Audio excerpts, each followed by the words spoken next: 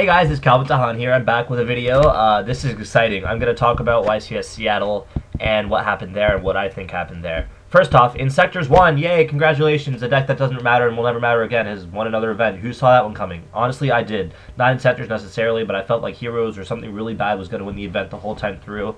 I feel like with Atlanteans, Mermails, whatever, coming into the scene, that's really, really big, and people wouldn't know how to account for them. And through people trying to do so, I felt like, and I was right, that a really, really small random deck would slip through the cracks. Doesn't say anything about the guy as a player. I'm sure he's okay. I can't really speak whether or not he's actually very good. That's irrelevant. Congrats for him. The deck in Sectors I'm not going to talk about because it's not a real deck. It's absolute garbage. And I can't wait to crush all the fanboys who are going to be fanboying it at locals and regionals because it's really, really bad. Don't run it. It's just a one-time thing, I promise.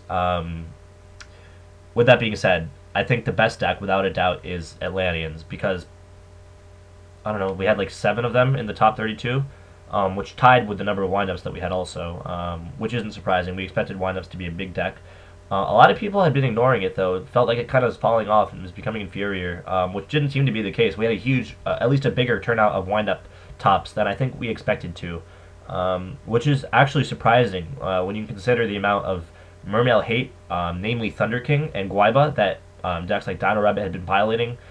They also counter windups very well, so it's good to see that that deck still is really good. I think it's a solid deck, and I think it's a healthy deck. I don't think it's broken or busted. I think it's fun to play against. I think it's fun to play. I like windups. I really do, and I'm happy to see that it's doing well for itself.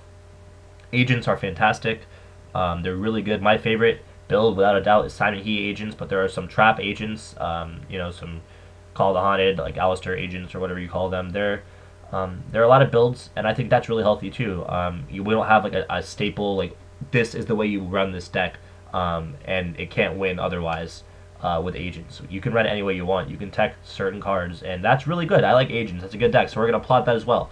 Atlanteans, it's really broken. They have so many win conditions. They summon Diva, it's really good, they win. They summon Undyne, it's really good, they win. They have like 3 of each of those. I think that's kind of nutty. I don't know how I feel about that. I also don't think, and I was right, that Thunder King is enough to stop them, and I don't think Solar Drain is good enough as a card either. Like, people have been citing them. Simon He cited it. A lot of people cited it, and it was their only answer. But I don't think it's a good enough answer. The deck didn't win the event, but it got second. It got, like, you know, it placed really, really well for its first event, which isn't uncommon. Konami always releases broken archetypes out of nowhere, but this one, I think, I'm really worried about this. And I'm actually happy to see that only 7 of them top, because going into this event, I feel like it was just, obviously I was wrong, but I felt like it was just going to sweep the entire, like, at least top 16. I felt like 16 out of 16 decks were going to be that deck, and I'm glad we got some more diversity than that, but still, 1/4 of the top is still pretty scary for a new deck that people don't even really know how to run yet. You know, there's no, like, perfect build out there yet. People are still testing it, trying different things, and so it's just really scary going into the next few events to see how well that deck's going to go. It's just going to get better from there. It's really broken as it is. 2 Dark Worlds topped. That's not surprising to me at all. They have access to Skill Drain. Graph is still a pretty big card. Their matchup against Mermail and windups is amazing. If you can main Deck Devi or Dark Smog, you just punish those. So seeing that deck that topped, that wasn't really surprising either. What else topped? I think that's Dino Rabbit. That's an okay deck. My opinion with Dino Rabbit is that it's really, really fair right now. Konami, as an organization, usually does a terrible job at balancing.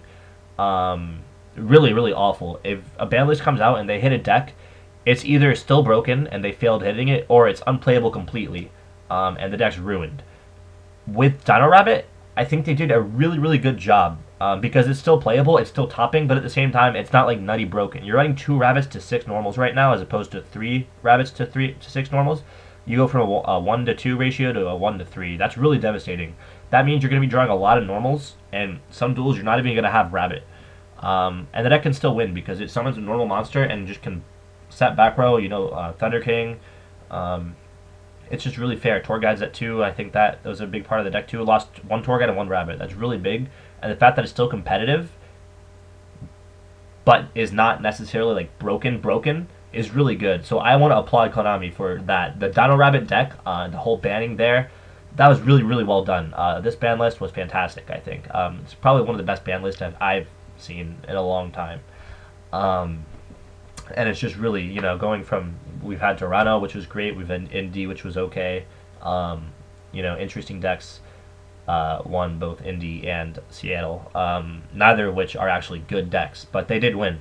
But they're not. I don't think they're tier 1 or meta at all. I feel like Insectors is garbage. Billy Break proved it to all of us. He ran like 3 events in a row, couldn't do anything with it. Put it down, ran Mermail, couldn't do anything with it, but other people did stuff with it, so it's clearly a better deck.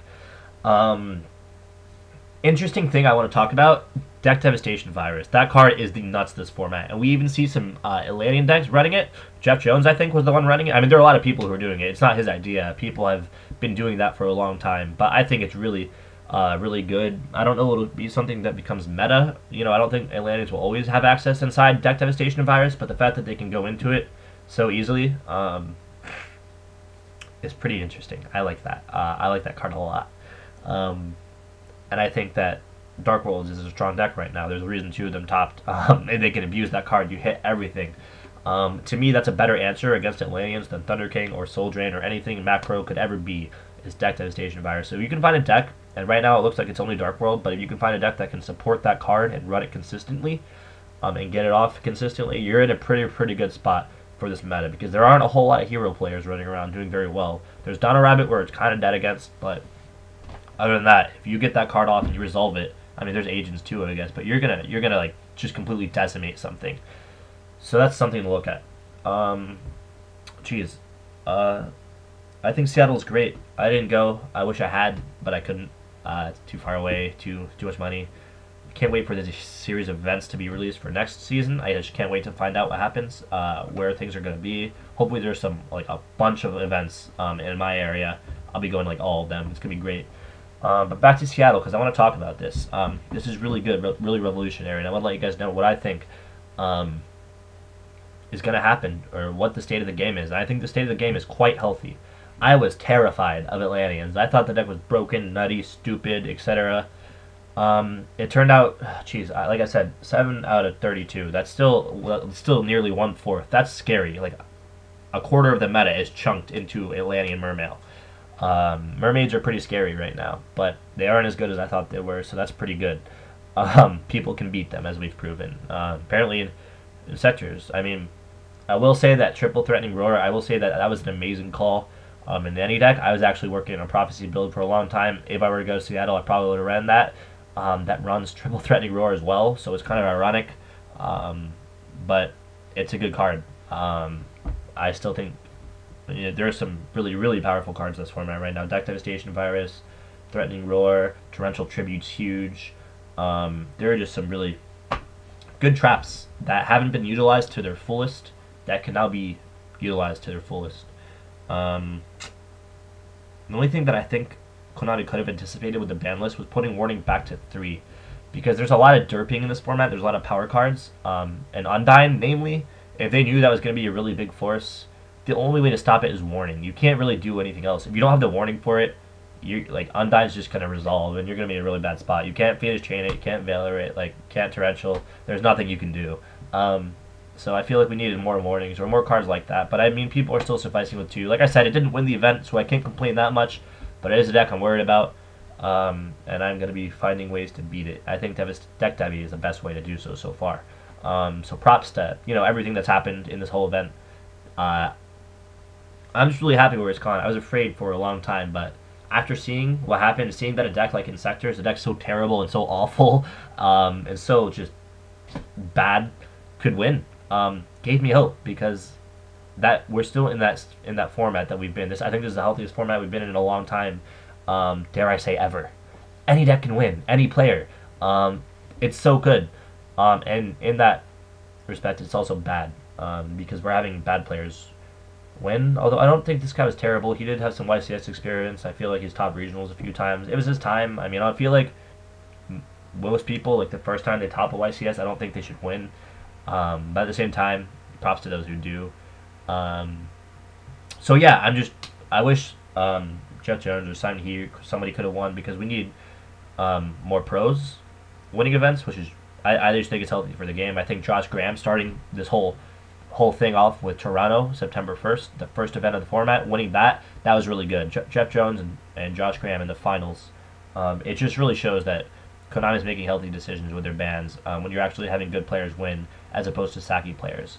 And so maybe this Inceptor guy necessarily wasn't like the best player in the world. He wasn't a pro, but he wasn't sacky either. He had a pretty well designed deck. He went in with a good idea and he stuck to it. So you can't really hate him for that. That's my assessment of everything. Don't run Inceptors. It's a bad deck. Don't fanboy him. I'll be ready.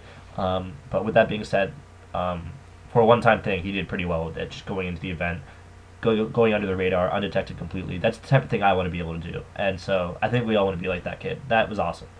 With that being said, this is Calvin Tahan. Hope you enjoyed my assessment of YCS Seattle in the meta. Until next time.